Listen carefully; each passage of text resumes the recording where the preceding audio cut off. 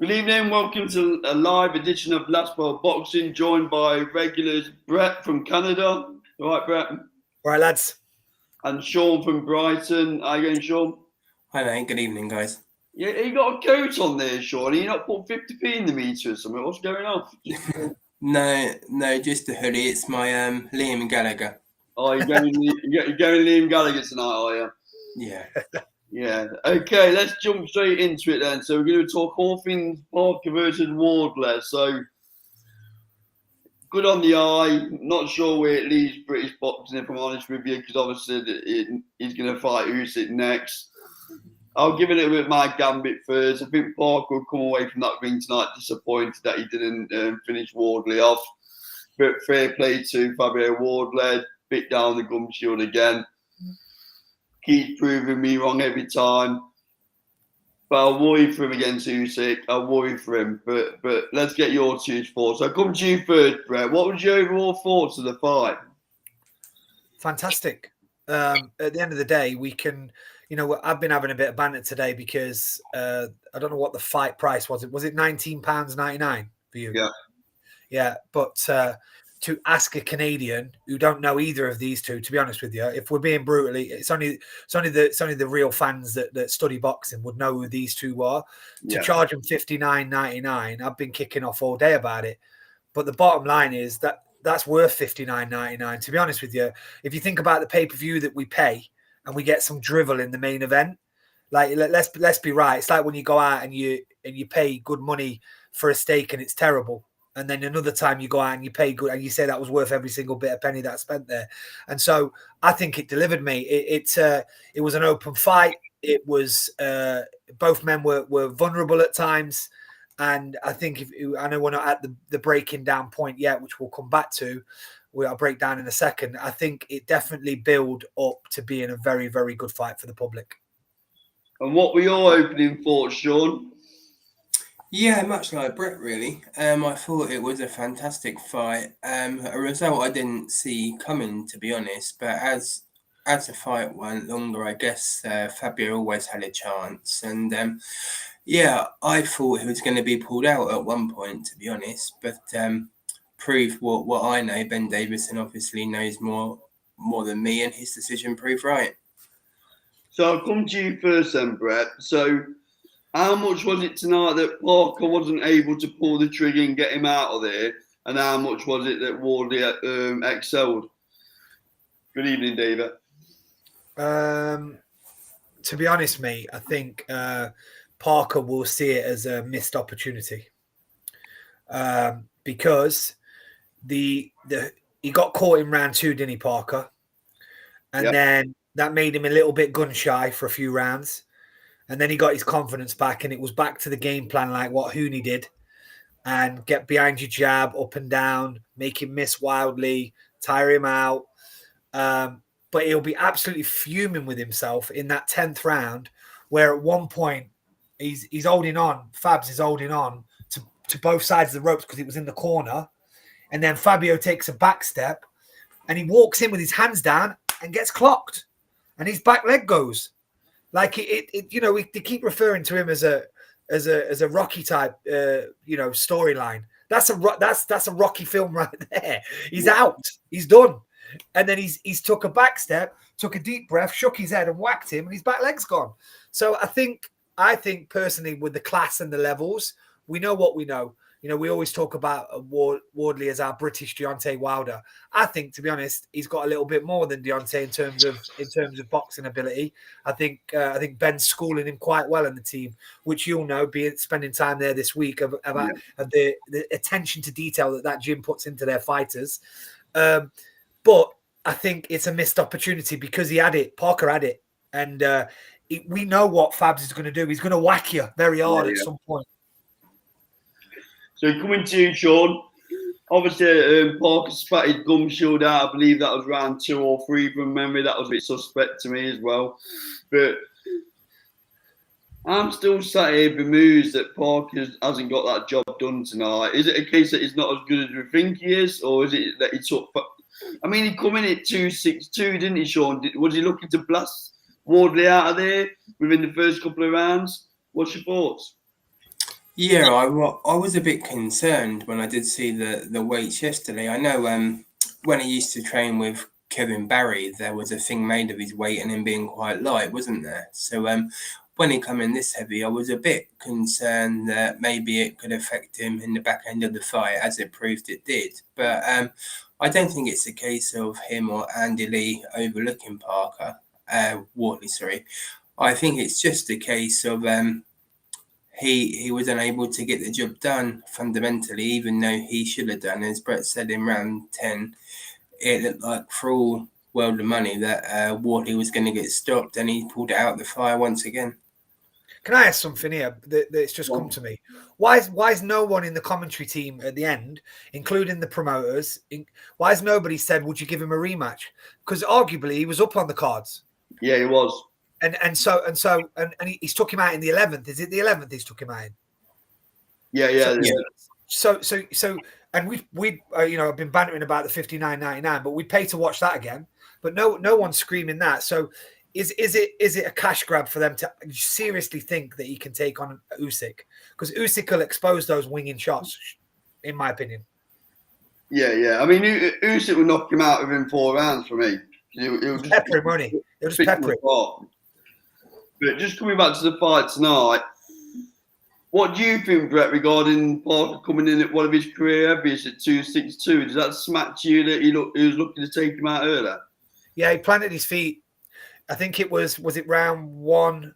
It was round one where he jumped on him with about 30 seconds to go and he hit him with a beautiful combo and backed him up against the ropes. But it was powerful. It was heavy shots. And then Fabs looked in a little bit of trouble, but then rolled it out, turned the corner and got back out, and the round kind of fizzled away.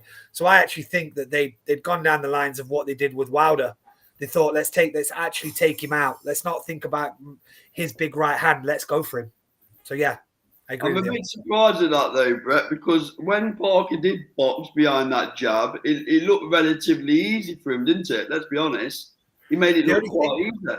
The only thing that messed that jab up, mate, was it was a little bit short with the reach, wasn't he? A little bit. And a little bit short by the reach. And when he got tagged with that right hand in the second round, it made him jab shy for a little bit. So then he was kind of throwing it, but backing out. But then again, start to get his confidence back, and then he started stepping in with it. But he had a couple of rounds where he neglected it a little bit because he didn't want to receive the backhand on the way in. And Sean, just coming to you, Parker looked susceptible to that uppercut all night, didn't he? You know, he got caught with it quite a few times. But, you know, thoughts on that, Sean? Yeah, I think he's got a reputation of having a good chin, and he has. But I think when he fought Zhang, he got put down, I think, with an uppercut as well, didn't he? So he's always been susceptible to that, really. I was surprised because the technician that Andy Lee is, I thought they would have worked and dealt with that a bit better. But that was a bit of a surprise to me.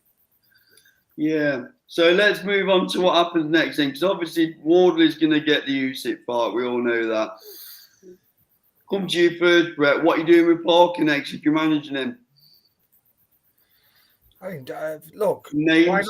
No, do you know what? We have this conversation all the time. I think me and you are on the same wavelength of this. I hate it when the public start retiring fighters. He ain't done. No. He's not done. He's not done. You know, do you see him in with a Daniel Dubois? Like, cracking fight, that, wasn't it? Yeah, you know, I mean, I just think he's got his game plan wrong tonight. And Andy Lee is a great mind of boxing and a very humble human being. He'll be sitting there tonight with his glass of whiskey, dissecting it all till 4 o'clock in the morning, going, I've maybe got that one wrong. I've maybe not done that the right way. So he's not done. He's definitely not done. I mean, Fabs will go on and you know, fair play, he's going to earn life-changing money, because I did hear he'd only earn, I mean, again, rumors, but I did hear he'd only earn, and I say only, 500,000 US was guaranteed. But then with the pay-per-view, if the pay-per-view did well, you might get 1.5 US, so which is about $1 million in our money. But you go on to face Usyk, probably in Saudi, and what's he gonna earn there? 8 million, 9 million. Yeah. So fair play to him. He's absolutely settled himself for the rest of his life by knocking Parker out in the 11th round. Yeah, Jack in the comments has put that he thinks Parker might jump in with Parker versus AJ. Again, at the minute, I don't think risk reward benefits AJ to take that fight. I don't think AJ would want that smoke right now. I'm being brutally honest. Sean, what do you do next with Joe Parker? Throw some names at me you think you might jump in with next. Yeah, it's an interesting one, isn't it? I mean, I know it's billed as his last fight, but I think Chisora will always be there for him. I think that would be a decent fight. Like Brett said, Dubois. It's a bit of a risk to come back against, but maybe in Moses Atama, someone like that, if he wants to get back in the big time. So there's definitely options, and he's definitely not at the end of his career. There's still 3 or 4 really good fights for him. That's not a bad shout for maybe one more fight's time to throw him to Moses for a massive money payday. That's a great shout. Yeah, I mean, he's going to be a wounded animal next time he's at Parker, so he's going to come out all guns blazing next time into, Frank Stable, mate. Look at Frank Stable. I mean, I know Adelaide is coming out at some point soon. Yeah. Akoli's coming out in Nigeria at some point soon. There's so many of them that they can all fight each other. So he's not done. So just coming away from that for a minute and coming on to the heavyweight section that they had where they lined all the heavyweights up, and it looks like, I mean, that was Car Crash TV when you had Derek Chisora and Dillian White and the fight's not even been agreed, and you've got Del Boy talking about numbers on his own, and he's not happy with the numbers of the contract. I thought that was a bit puzzling for me. I missed that, mate. Give me a bit of context if you don't mind. So basically, they brought Dillian. They had all their main heavyweights of his roster. In the ring. All Queensbridge roster. Okay. They're all talking about how they're all pally, but they could well fight each other. Blah blah blah. They all disappeared, and then they brought Dillian White and Derek Chisora out. Right. And Chisora was basically saying, I'm happy to fight Dillian White in December, but the numbers have got to stack up, and they're not stacking up at the minute. Well, Frank's face was an absolute... I don't know if you saw it, Sean, but it was a bit Car Crash TV, wasn't it? So, yeah. The question would be to you first, Sean. Is it a fight we want to watch? Simple question. Yeah, I mean, it reminded me of something from WWE back in the day when I done that, I have to say. In answer to your question, as we touched on briefly the other day, mate, I don't think it's a fight sort of boxing hardcore fan wants to see again, to be honest. I mean, especially Dillian White coming the back of the Moses Atama defeat. I think he's shot and I think he's done, to be honest. But given the 2 characters and given the build-up, I think there's probably an appetite in the wider public for it, to be honest. I mean, what's happened to Dillian White, Sean? Where's that charisma gone? Because he just says, if it makes sense, I'll fight, didn't it? Yeah, to be honest, I think he's probably lost all his love and motivation for boxing, and it's quite sad when you're at that point and still fighting. It's dangerous, really, if you're honest. So, yeah, I'm not a big fan of that fight, I don't think, or really in total on this Dillian fighting again, to be honest. What about you, Brett? I know you didn't see the segment, but Yeah. I can imagine. Yeah, what are your... I mean, Frank Warren was very quick to say we don't make deals on stages. So what are your thoughts on that fight? Because obviously Dillian White's 2-0 up, so we can't even dress it up as a winner takes all. Give us your thoughts. Yeah, I mean it was always going to be a gimme fight for Derek, wasn't it, on his 50th? And they will eventually, it will ignite, and there'll be some bad blood. Dillian can't stay calm and collected like that with Derek. Their characters just don't mesh like that. I think what you rightly said there, Sean. He's living out in Portugal now, isn't he, Dillian White? And if you know his story, running around the streets of Jamaica trying to find food, and now he's got to that place in his life where he looks at his bank balance. He never has to work a day in his life. He lives out in the sun in a mansion in Portugal. I mean, why is he going to tell people he's going to kill him anymore? He's lost that killer instinct, And he had it up until that latest drugs thing, to be honest. And then I think he was like, he thinks he's innocent. Maybe he was. I don't know. I'm not going to get onto that. But he was kind of, you know what, boxing, I'm done with you. Like, if you're going to, I didn't do it, And then he was just like, leave it. and so he hasn't been the same. And obviously, to answer your question, is it a fight that I'll watch? Yeah, I'll watch it. I mean, it's Derek. It's Derek. Derek deserves to do whatever he wants on his 50th. He's been a good servant for British boxing. If it becomes a pantomime, we just spoke about it. Frank tried to dress it up as a WWE, but he must know in his head that Derek is going to say something. Yeah, Derek said it before. He said it before. Unless you give me more money, I'm not turning up Saturday. He said it before. Yeah. It was a little bit underwhelming though, Brett, because he lined them all up on stage and he's been saying all week that he's got a big announcement coming on Saturday night, and then nothing really came of it. Right. So obviously, I'm assuming there's a lot of negotiations happening behind the scenes that he hasn't been able to get over the line yet. But final question for the night. I'll come to you first, Brett. Moses Atuma, who do you think his opponent's going to be in December? I don't know. To be honest with you, it's stunned me a little bit with the direction that everybody's going in. Is Hunter's lined up to fight somebody, isn't he? Has Hunter got a fight? Rumoured to have a fight, but I've not seen nothing official. So maybe that's a good step up. That's a decent step up, Hunter. Because they can't put him in with Hrgovic yet, can they? I know, but saying that, Hrgovic is there to be hit, isn't he? And he's durable. I'm thinking about durability here because the British fight fans are demanding rounds now, aren't they? Well, they're going to have to pay Hrgovic a lot of money. And Hrgovic, because Hrgovic is going nowhere with his career, is he? He's not. We're not seeing Hrgovic take the heavyweight scene by storm. So I think that's a great shot. Actually, I didn't think about that, but I just know that Hrgovic is going to cost them a lot, whereas Michael Hunter wouldn't cost him a lot. He just needs something, Michael Hunter, to get him going. I think whoever jumps in with him, we're going to want a few more zeros on that check, though, Brett, aren't they? Well, that's why they find it. Because as we know, like when you're in that middle range here, it's hard to match him in it.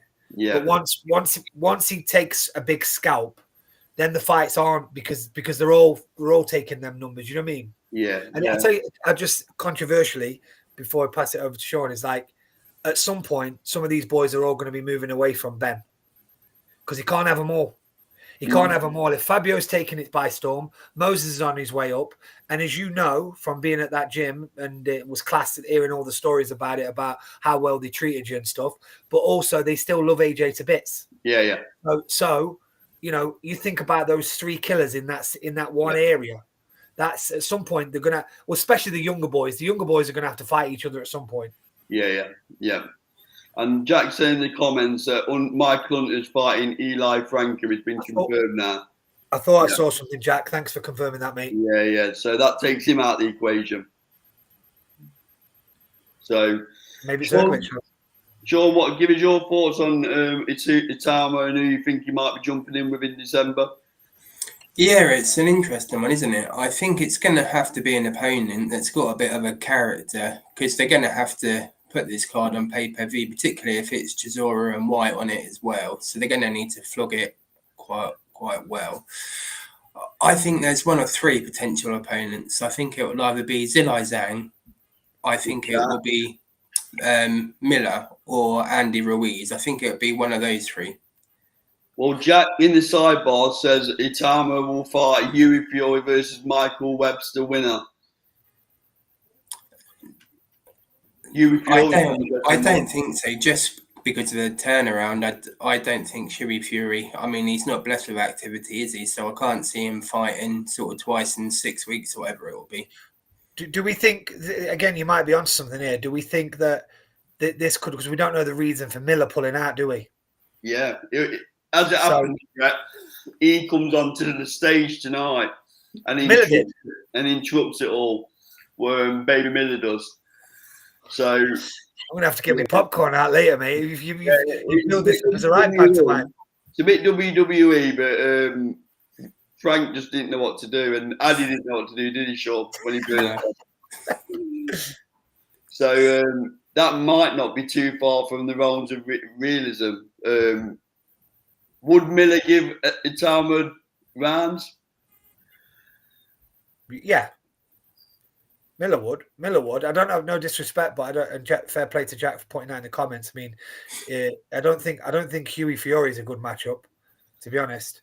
Hughie Do we know Fury. how good he is, though? Do we know how good Hughie Fury is? He's gone through a lot, Hunter. He's gone through a lot since he fought the like Pulev and people like that. He's a lot more experience now, but not at the level we would want, is there? Yeah, but I mean, someone like that needs a puncher's chance, and has he got that? Because the reason why I'm saying that is because he just feels like he's a down on his luck guy, doesn't he? He can move over it, can't he? He can But move. all that stable can move. Look at Savannah Marshall. Like that, they're all trained to move around and dance and herky jerky style. But the thing is, Moses' feet way too quick, and he's going to pop you. Whereas I think that size, that 300-pound frame of Miller, might be able to sustain it for a couple of rounds, just because he's so big and awkward. But Jack says that Fury would last longer than Miller. Fair play. Maybe that's because of what you just said, because of the footwork. Yeah. Sean, what do you reckon? Who lasts longer, Hughie Fury or Miller? I think potentially Fury. I think Jack's onto something there, but I don't think it's a good thing. I think it will just be a negative way, as Brett said, with the movement. But I think if it is Miller as well, they need someone that's going to bring out a bit of a character in Matalma, because although he's great in the ring, he needs the other side of things. They need to be marketable and to see what it's like as a guy. So I think that's why. Sorry, Sean. He wasn't great on camera tonight, Sean, was he? No, he wasn't. Bless him. But where was Tyson at this point? Where was Tyson at this point? He was at ringside next to Frank Warren. He just stayed away from it. He didn't get involved. Yeah. Yeah, which is quite telling. So I mean, Peter Fury would love to have the opportunity to look to unpick Moses of Tama, wouldn't he? Peter Fury's unbelievable as a boxing mind, and to be fair, you'd love those two to have a cracking little payday, wouldn't you? Because I feel like Peter's put a lot of time and effort into the world of boxing, and he probably got a couple of paydays with Tyson, but not the paydays that they've all had after that Tyson's managed to get. So it would be nice for Hughie to get a payday, and obviously Peter to get a payday. But it's interesting if you see the comment down there, because Garber was only a few fights ago, wasn't he? But Mr. Neutral saying that they only paid him 30 grand. I mean, that's gonna. But as you know, Mr. Neutral, they're gonna have to, and you just said there as well, mate. They're gonna have to put zeros and zeros on, aren't they now? Yeah, with all due respect to Dan Garber, his commercial wealth's not nowhere near the names we're talking about, is it? No, because he's moved on from that. But what I'm saying is, it is interesting to see 2 fights ago they're paying somebody 30 grand, and then now they're going to have to start paying someone 500 grand to fight him. Yeah, and that's probably why Frank's struggling, because unless Turkey steps in and goes, I've got this. Like I think we're going to go into it unless you're looking to finish. But the price of that pay-per-view tonight, on before it, we're all moaning about how extortionate it was. But if you think about it, Frank's got to find the money from somewhere, because if he's paid reportedly, if he's paid $3 million for Parker, $2 million before pay-per-views, $3 million with pay-per-views, and 500 grand and 1.5 with pay-per-views for Wardley. He's got to find it from somewhere, because I don't know if did they sell the place out today? It looked quite full, to be fair. It looked quite full. Yes. So they've got it. So unless Turkey steps in and says I'll pay for it, that's when you're going to see big fights for Moses, because there's just no commercial retail value in it, is there? No, and this is where the old Saudi topic gets interesting, don't it? Because now Saudi are doing a lot of work with Dana White and TKO. Are they starting to pull the purse string back? Are they? I don't know. But there could be a scenario here where they start focusing more on Dana White and his boxing outlet, rather than throwing money at Queensborough, Matchroom, Boxer. Well, Turkey can't help himself. Yeah, but Turkey can't help himself. If he sits there one morning, wakes up and says, I want this fight, he goes out and gets it, mate. Regardless, there's no budgets with Turkey. Turkey doesn't sit there and has to have a financial meeting about the money. But what about the one you don't want? Exactly. Yeah. Yeah, exactly. Fair comment. That's what I mean. We're going to start to see less of those ones, aren't we? Yeah. So we're reverting back to traditional boxing ways of raising revenue, and then all of a sudden purses start to reflect that. Yeah. Just a few comments on the side. Mr. Neutral said Turkey needs Fabio now for Usyk. Not sure about that, to be honest. I think there's other options, but so what? So Mr. Neutral, what about if Tyson Fury puts his hands up and said, "I want Usyk next"? What happens then? Because obviously he's already talking about an April date. Jack Gladman confirmed it was sold out tonight. So yeah, because Brett, if Tyson Fury puts his hand up and said, "I want another crack at Usyk," let's have it right. He's jumping the queue into. Well, again, that's where Turkey says, gets out his checkbook and goes, Tyson, I've sent that to Morecambe. You send it me back with whatever figure you want on there. Go on, just send it me back. And this is the thing, like, you know, I want to see Tyson Fury fight again. I give him stick because of all this pantomime that we talked about. At the end of the day, we would absolutely watch a third fight with Usyk. I want to see Tyson Fury fight again. I want to see him fight Joshua. But if he says I'm not going to fight Joshua, I'm not giving him that limelight. But he fights Usyk, I'll watch that. Yeah. But the bottom line is Usyk will fight anybody. So if the money's right, he will fight Wardley. What would you rather watch, Sean? Would you rather Wardley gets his spot and fights Usyk, or would you rather watch Fury versus Usyk, just out of interest? I think from a competitive point of view, it'd be Fury. But I don't think you can begrudge Wardley or what he's been through his story from white collar to fighting for the world title. It's almost movie-like, isn't it? So I think he's deserved that. But from a competitive boxing point of view, obviously the Fury fight. Yeah, Mr. Neutral says, step aside for the WBO mandatory. Fabio can rematch Parker on the same card. Not a bad shout, you know. Great shout. It's a great shout. But like I just said, Tyson's got to stop pissing about and tell him what money he wants. I mean, you know, you see these interviews. Tyson speaks well in these interviews. His latest one. Why do I want to come back? I've 10 times paid for my life 10 times over, or whatever he said. Yeah, and whatever. Like, fine, Tyson, but he hasn't retired. He hasn't officially retired because they're still keeping him about. They've still got his papers. He's still on the books. He's still on the cards. And I'll be honest with you, I feel massively sorry for Frank, because Frank got all excited last week, came out to the media and said, "I've had great conversations with Tyson. He's confirmed he will have 3 more fights." And then 2 days later, Tyson's done an interview with Sky Sports saying, "I'm done. Why would I want to come back?" Yeah, I feel sorry for the likes of Fabio Wardley and these people who are in mandatory positions, because let's have it right. Why Tyson's doing the okey dokey a little bit about is he coming back, isn't he coming back? The heavyweight division's on hold. Yeah.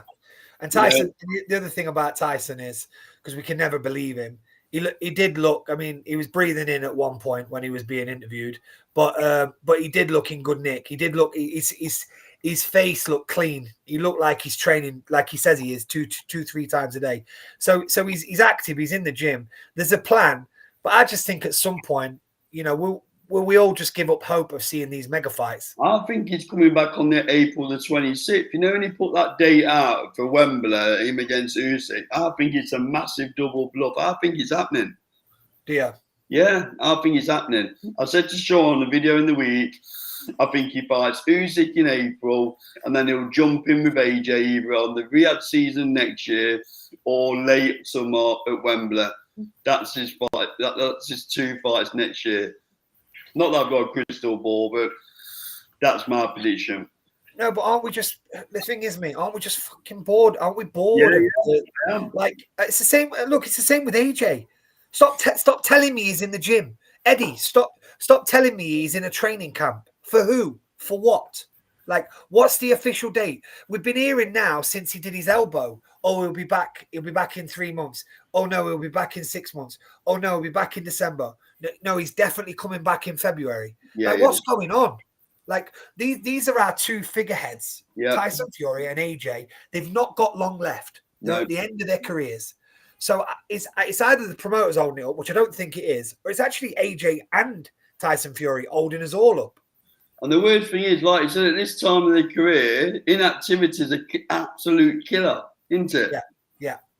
Yeah. I mean, Tyson has proved that inactivity with someone like him, he can dust the cobwebs off quite quickly. I don't think AJ can. And the thing is with AJ builds all these nightmares up in, and the last thing he remembers is looking up at Daniel Dubois with his face on the canvas. And AJ struggles with that because even when Ruiz knocked him out, there was a very telling interview the night before he fought Andy Ruiz. He said to Coogan, he said, "Do you think I'll win?" Like what killer says that? No. And so, but then he wins, and then he goes on a march again. Then he gets his killer instinct back again, and then he gets bopped again, and against Usyk twice, and then he's down again. Yeah. Commenting aside, are we overreacting? Frank and Tyson Fury are personal friends, i.e. families, etc. Private life, not business. I don't believe that personal friends might be a bit strong. I'd probably say business associates will be much more relevant to what their relationship is. Mr. Neutral said Fury waiting for Usyk to lose without a rematch before returning. Who's Usyk losing to then? That ain't happening, is it? Jack Gladman says any decent A-star ref doesn't stop a fight when 8 out of 10 shots miss. Jack Gladman, Cabello is in the worst position as WBC have said he will be made mandatory on a comeback. So Cabello is in limbo. So he must well about Fury. Fury is going to be made mandatory on his comeback. MB, it's Parker's fault. He was riding the punches on the ropes. He could have countered to keep the ref happy. Hold and punch back of head if you have to. Maybe he just wasn't in a position to fire back. I think in some of those comments there, I don't know who's alluding to it, is they're right in the sense that he had it all wrong again because he was riding. He was riding, but no hands were going back. No. So because I think, where is it? The 8 out of 10 comment. Yeah. Yeah, 8 out of 10 shot. Jack's right. 8 out of 10 shots did miss, and he was riding. But I mean, look, referee's in the position. I think it's an early stoppage, but I can see why everybody else, because he's firing and nothing's coming back. So referee's in a position to protect the fire. Yep. Okay. Anything else then, boys? Sean, anything from you want to raise before we bring the show to a close? Because unlike Brett's time zone, it's getting late here. Yeah, just one quick thing on the whole Fury debacle. I don't know if it's me being a bit of a conspiracy theorist, but I think the sort of hold up and things might actually be due to talks with AJ happening. I think they want to get their fight over the line first with discussions, and then they'll announce who they're respectively fighting. So in the back of my mind, I think that's what's happening. Could be. Because I think it's the worst kept secret ever that AJ's going over to Nigeria to fight. And I think it's going to be Bakoli who he fights. Yeah, I mean, AJ's not coming off an 18, or by the time it comes around, he's not coming off a 2-year layoff and fighting Tyson Fury. There's no chance of that. But Bakoli's reasonable, isn't it? I think so, because we even Billy never knows what shape Bakoli's going to be in. So you might turn around and say this is his shot. He's going to actually be in good nick now. But then he sees how much they're paying him, and that's a different story. Yeah, what do you think, Sean? I reckon Bakoli AJ's a good shot. I think Bakoli's not the most expensive a fighter either, is it? No, and that's perfect for Africa, isn't it? It's someone that AJ should win in the decisive fashion against. So yeah, that's a really good shout. And then I guess all roads will lead to Fury after that, we hope. And then obviously maybe they do announce both the fights at the same time with the view that both the winners then go on to fight each other. Interesting. Would you watch AJ Bakoli, Brett? Is that something that whets your appetite? It's the same with both of them, right? I'm a fan of the sport. Obviously, I get the Mickey took out of me for potentially favouring AJ over most of the fighters in the last few years. But the bottom line is, I want to see them both fight. I want to see them both fight, and I'm okay. Do you know what, mate? I'm getting to the stage where I'm okay if I just see them against top 10 contenders. Just get in the ring, lads. Just get your hands moving again. Get your confidence back, and then fight each other. Because at this stage, we won't even get it at the stage that we got Kell Brook and Amir Khan. We won't even get it at that stage. We'll get it past that stage, where it's even gone past that stage. And if they don't fight each other, it's going to leave a blemish on their legacies, isn't it? Let's be honest. You can talk about conspiracy theories. The bottom line is, it really is. It is Tyson Fury that's holding that fight up, because the AJ is clutching. AJ wants it because AJ is a money man. AJ is an absolute money man. And I'll be honest with you, I don't think AJ cares about legacy anymore. He wants to earn as much Bugs Bunny as he can before he gets out of there. Yeah. What about you, Sean? Are you liking Cody AJ? Yeah. Well, as Brett alluded to, I just want to see them both have fights, really. Obviously, it's going to be 18, 19 months since AJ lost to DEBRIEF, so definitely need to see him back out there. And if he's chasing money, that's absolutely understandable. Let's just see him in the ring. Yep. Okay, boys, I'm going to bring the show to a close here. Brett, thank you for your time, fella. Much appreciated. Sean, thank you for your time. This has been Last Ball Boxing, proudly sponsored by Shaw Building Services and SC Travel. This live spot really works. Lot of responses in the chat. Thank you very much for everyone in the chat, apart from Mr. Neutral. And we will see you on the next live. Take care, lads.